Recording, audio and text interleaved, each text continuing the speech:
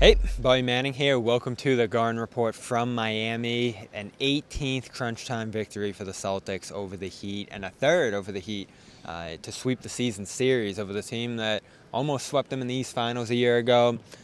The big difference, Kristaps Porzingis dominant early and throughout this game. Injures his back at one point, comes back, closes it out with a strong defensive showing from the Celtics, who were able to stop multiple Bam Adebayo post-ups in the fourth quarter. The best of them all, Tatum fronting Bam at the free throw line, and the Celtics hitting their free throws and escaping. What did become a scary finish, Heat rode a massive run out of entanglement between Jaylen Brown, Duncan Robinson, that led to some flagrant free throws, as well as the crowd getting into it. Late arriving crowd here. That was a literal entanglement. Yeah, right? so I love the Celtics handling a road environment in this one. Miami runs, as well as some physically imposing offensive sets from the Heat. And so does Joe Mazzulla, Bobby. I'm glad you said that because, as he said, he encourages it. I mean, he doesn't encourage friction, but he encouraged adapting to the environment, as he put it after this win. That's exactly what the Celtics did. Kristaps Porzingis had a lot to do with that. I thought he did a tremendous job on Bam Adebayo, just getting him uncomfortable. And when he wasn't in the fold, Al Horford did the same. You know, he finished with 3 blocks in this one. An incredible chase down block. I mean, those type of stops, I thought the Celtics did a great job because it cut the Miami Heat's momentum. And I thought a lot of the times the Celtics responded right back. So he never really led by a lot in this game. They always hung around, but the way they Celtics handled them in that fourth quarter, it just speaks a lot to where this team is at in terms of just having different bodies in the mix as well. Obviously, not having Kristaps Porzingis in that Eastern Conference Finals series. I mean, he changes everything in this matchup. You know, between getting Bam to come out and defend him, behind three-point arc, getting fouls down low, drawing fouls against Bam Adebayo, getting to the free throw line, all that stuff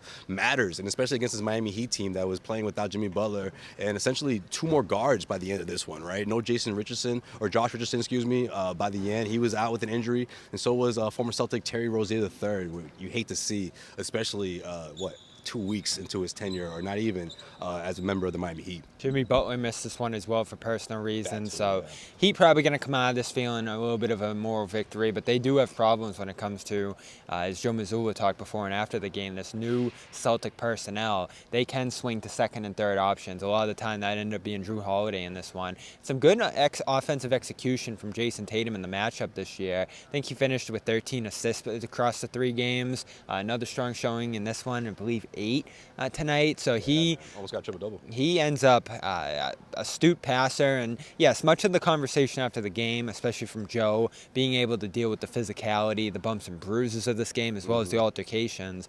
But I also like the Celtics' offensive execution overall through Tatum, through Porzingis. Jaylen Brown, 13 turnovers in 3 games, still something he's going to have to improve on. That was a big part of the Heat getting back into the game in the fourth. So you're learning, I think, in this matchup where the advantages are, where the reads are. And Joe talked after the game of saying, like, that first mismatch might actually just be what leads you to that second and third one behind the defense. And he saw the team doing that in this one about as well as they have all year. And it's exactly what he's been preaching all season long, right? Like reading opposing teams' defenses, knowing where the weak side is, and just executing. Celtics did a really good job of that. Again, you wish the Miami Heat had all their guys. You wish they were fully healthy, but the Celtics did exactly what they were supposed to. And listen, the Miami Heat, they kept this thing interesting, right? It wasn't like the Celtics were just, continuing to lead the entire game. I felt like the Miami Heat was applying constant pressure on the Celtics, and they didn't fold. So I think that's the important part of this. That's what Joe Mazzulla would obviously point out to his guys, because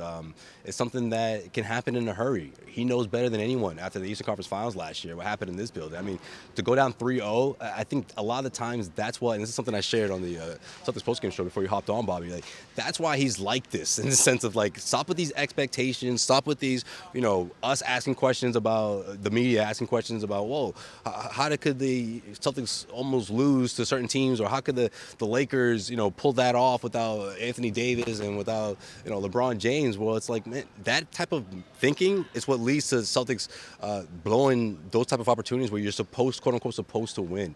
Opposing teams knowing that they may not have a good chance of winning, but that motivates them to give the Celtics their best effort, and the Celtics don't adapt. They adapted in this one, and they've been doing it lately. And I think that's why Joe Mazzulla has been saying all those things when you look back at those disappointing losses, the last couple of disappointing losses the Celtics had. Big progress, season sweep. but you still have to be concerned about this team, don't you? The way they stay in it, the way they adapt. Tyler Hero taking over the offense late. Too. I mean, that's something I think you. It's one of the reasons why I don't know if you're a Celtics fan, do you really want to see this series? No. I mean, it would be fun, right? It's too dangerous. Entertaining, but I think it's dangerous. I really do. Look what happened. I mean, 2 of these guys limped off the floor, Miami Heat players. But Kristaps Porzingis, I mean, he came back into the game, but didn't look great. He's certainly going to use the stupid floor. There might be some incidents. I mean, he's certainly going to limp out of this arena in a couple of hours, or he already did. You know, like that's the thing. You walk away from the game as a winner, but you have to pay for it. And imagine a best of 7 series. It would be a lot of that. Certainly some rest due for Porzingis, back-to-back Tuesday and Wednesday. I don't know if we'll see him in either of those games after tweaking his back in this one. He said it's fine, but we'll have more reports from Brooklyn. Josue and I are moving on to there. Al Horford looked like he tweaked his hand this one either. He'll get a rest night in one of those games, but a great performance from him, as Josue mentioned earlier. And the Celtics escape 110-106 with a season sweep over the Heat. Last word from Miami for now, but have a feeling we could be back, Josue. But this has been the Garden Report for the regular season from South Beach. Josue, Bobby, this has been the Garden Report. Bring us back, Miami. Come on, Miami. Come on. You can force a series with the Celtics. Let's do it. We'll see you Tuesday in New York. The CLNS Media Network is powered by FanDuel. Sign up at FanDuel.com/Boston and get in on the action with $200 in bonus bets guaranteed when you place a $5 bet. That's $200 in bonus bets, win or lose.